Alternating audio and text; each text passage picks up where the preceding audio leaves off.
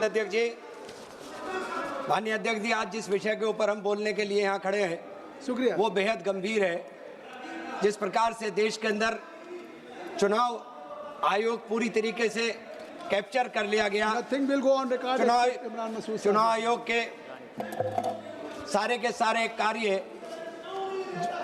तमाम तर कोशिशों के बावजूद उनके ऊपर एक प्रश्न चिन्ह लगा हुआ है पूरे देश के अंदर। जिस तरह से मैं बताना चाहूँगा, उत्तर प्रदेश के अंदर बाई इलेक्शन हुए, बाई इलेक्शंस के अंदर जो नया तरीका इस बार इन लोगों ने अपनाने का काम किया, वोटरों को लाइन लगी हुई है, डंडा पुलिस मार रही है और पुलिस डंडा मार करके वोट डालने नहीं दे रही, और ये खास तौर से मुसलमानों के और दलितों के पोलिंग बूथ के ऊपर किया गया। यादव जी कह चुके हैं, कोई नई बात हो तो कहिए। जी अध्यक्ष जी, मैं अब आपके माध्यम दे के मान्यवर 2 मिनट तो दे दीजिए, पूरे सत्र में अभी के बोलने खड़ा हूं।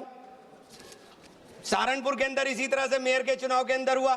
ये जो नया तरीका चुनाव आयोग के बाद शिकायत करते रहिए, लाइव टीवी पर चलता रहे, लेकिन पुलिस लाठी मार करके वहां से दौड़ाती है। 2-2 किलोमीटर की लाइन लगी हुई थी सहारनपुर मेयर के चुनाव में, लेकिन वोट डालने नहीं दिया। और जब इसके बाद भी चुनाव जीत गए तो काउंटिंग के अंदर से सारे एजेंट बाहर भगा करके सीधा चुनाव डिक्लेयर करने का काम कर दिया। ये गंगोबा इलेक्शन के अंदर हुआ, ये सहारनपुर मेयर के इलेक्शन में हुआ। इस तरह से अगर इलेक्शन होंगे तो फिर इलेक्शन के मायने क्या रह जाएंगे। एसआईआर के अंदर आज जिस तरीके से मैपिंग के नाम के ऊपर 2003-2025 को मैपिंग करने के नाम के ऊपर खास तौर से टारगेट करके दलित के और मुसलमान के वोटों को काटा जा रहा है, फिर इस चुनाव का महत्व क्या रह जाएगा, ये चुनाव बचेगा क्या। जिस लोकतंत्र का सपना बाबा साहेब भीमराव अम्बेडकर ने देखा कि जब अंतिम छोर पर बैठे हुए व्यक्ति को न्याय मिलना चाहिए और उसके हाथ में ताकत होनी चाहिए, वही देश का राजा पैदा करने का काम करेगा। राजा अब रानी की कोख से पैदा नहीं होगा। उस सपने को चकनाचूर कर दिया मान्यवर। आज अंतिम छोर पर बैठा हुआ व्यक्ति रो रहा है और सोच रहा है कि उसके अधिकारों का अतिक्रमण और हनन होने का काम हो रहा है।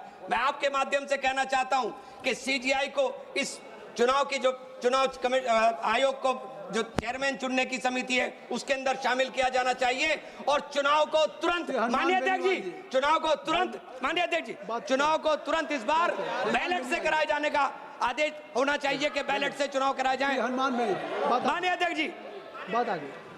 3 मिनट हो गया, 3 मिनट, 2 मिनट या 3 मिनट, एक बुलवा दो साहब,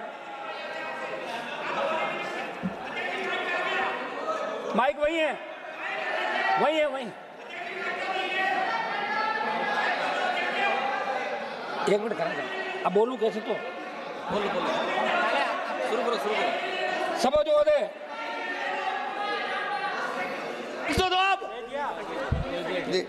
माननीय अध्यक्ष जी, मैं आपके माध्यम से कहना चाहूंगा कि जिस प्रकार से राजीव प्रताप रूडी जी ने बात को रखा, मैं उनकी बात से सहमत हूं, लेकिन उन्होंने हमारी बात को ही डिटो कर दिया। उन्होंने बता दिया कि चुनाव जो चुनाव हुए उनके अंदर बूथ कैप्चरिंग होती थी और उसके ऊपर रिपोल हुआ। अब रिपोल की बात नहीं होती, अब पोल ही नहीं करने देते तो रिपोल कहां से करेंगे।